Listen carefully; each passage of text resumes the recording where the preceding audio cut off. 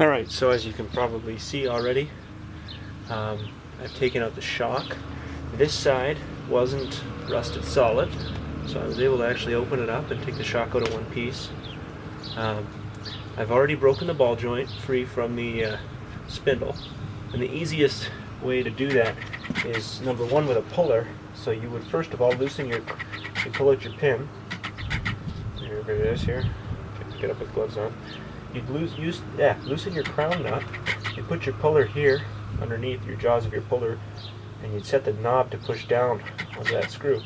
You want to back the crown nut up, so then your press will have a spot to ride in and won't fall off the head of the bolt. And then you slowly tighten that until it pops it free. The other alternative is if your puller's not big enough, or if you don't have a puller, you require more muscle to do it, but it can be done. You loosen the nut the same way like I was talking about. You place a jack underneath with some space between the control arm and the jack. And with that nut loosened off, not all the way off, just loose, you hit it with a hammer, and the whole idea is that you eventually punch that out of the spindle because it is a tapered fit. So once it goes in and you tighten that nut, it's actually forcing itself deeper in there, and it's going to hold. We're at the stage now, and ready to take that crown nut right off and let all the tension off the spring. So, let's see, there we go. So I just took the tension off this crown nut by raising the jack underneath, so, compressing the suspension. Get that finger tight. So now there's nothing other than this floor jack holding that spring in place. Keep in mind that's a lot of tension. You want to go slow. If that thing pops out, it can do some serious damage to you and the vehicle. So nice and easy. You'll watch this separate from the spindle. The spring will continue to drop. Still doing it in a controlled manner.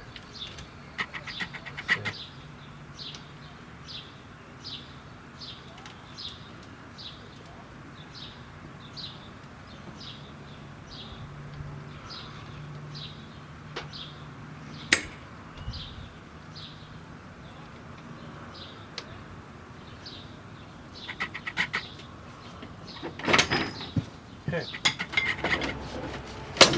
There we go.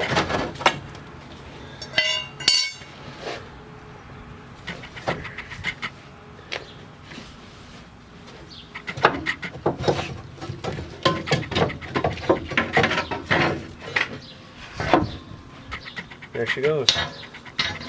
Out with the old and in with the new.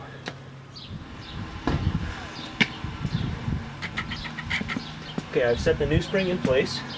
You just push the lower control arm down out of your way and you can slide the new spring up. It does have some fingers up top that seat it in the proper position, and I found that rotating the spring was the only way to get it to seat as well into the bottom properly, just so it sits there. So now there's a ridge in the bottom, there's a ridge in the top, and the spring is sitting in both of those. There's still a big gap under this spring, but bringing the lower control arm up to the spindle is going to correct that. So here's the way that you bring that up. Notice I'm just catching the edge with the lip on this. The ball joint on the bottom has a grease nipple on the bottom there, so I don't want to break that. So the solution is to use a jack and just use the finger of the jack to just manipulate it as you need it to help you push that up into the spot. Now it's just a matter of lining this up properly here.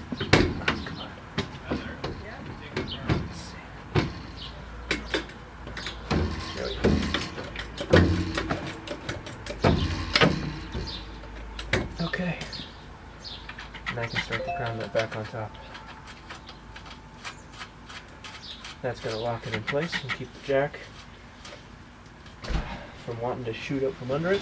So now that that nut's started, it's safe to start sticking my hands in there and reaching underneath and so on.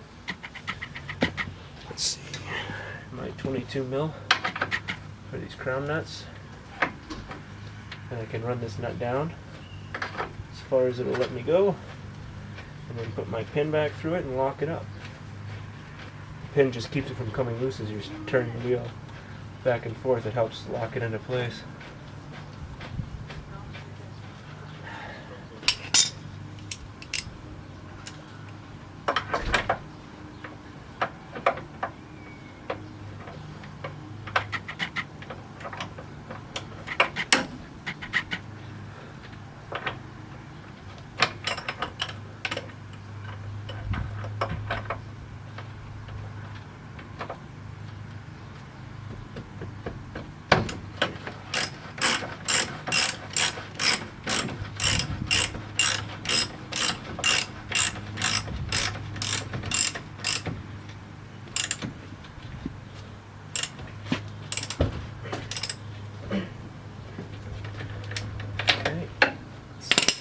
lines up still.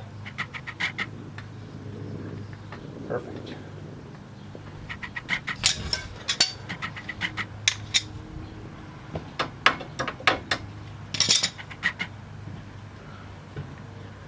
Bend the end of that pin over so it can't possibly open up at all.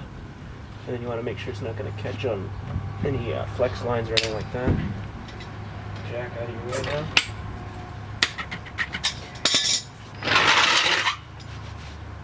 So now the spring is locked in place. Next step is to get the new shock installed. Comes with a new finger to hold the bottom of the shock. New bushings and washers for the top. Let's go ahead and open up the bushings and washers.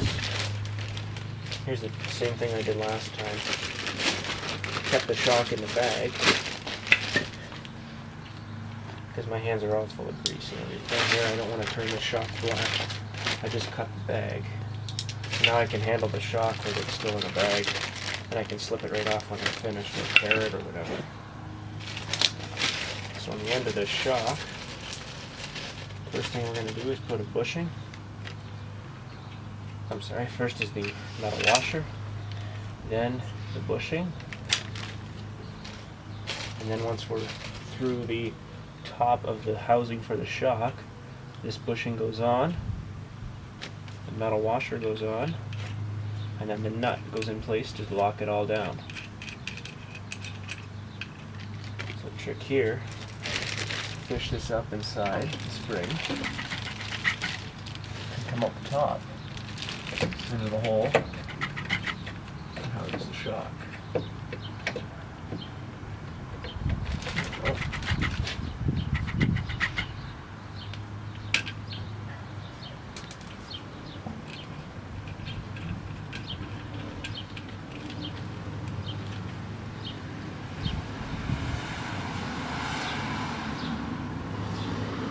Okay, I've got that started.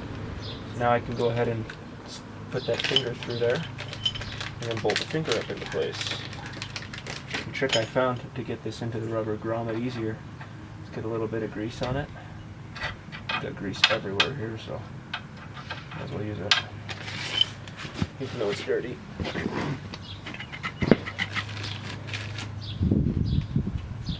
And then slide this through the base of the shock.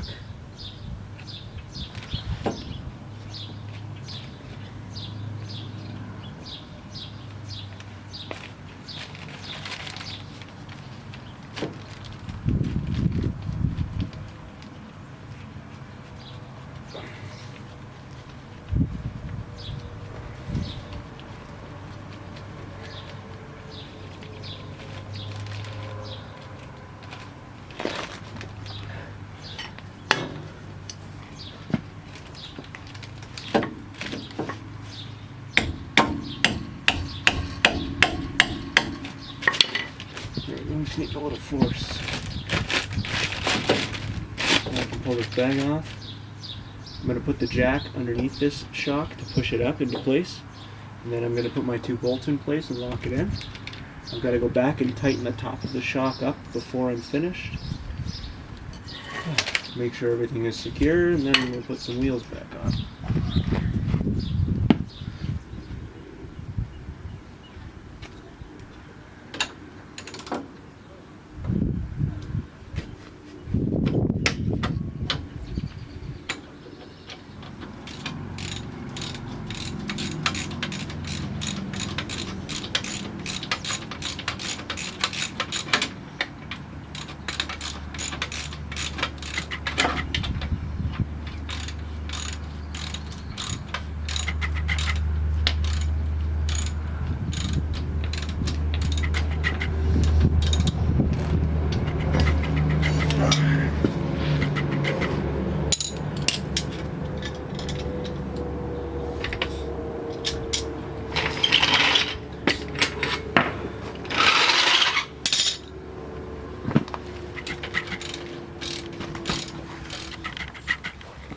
That's done all the way up here on the upper control arm.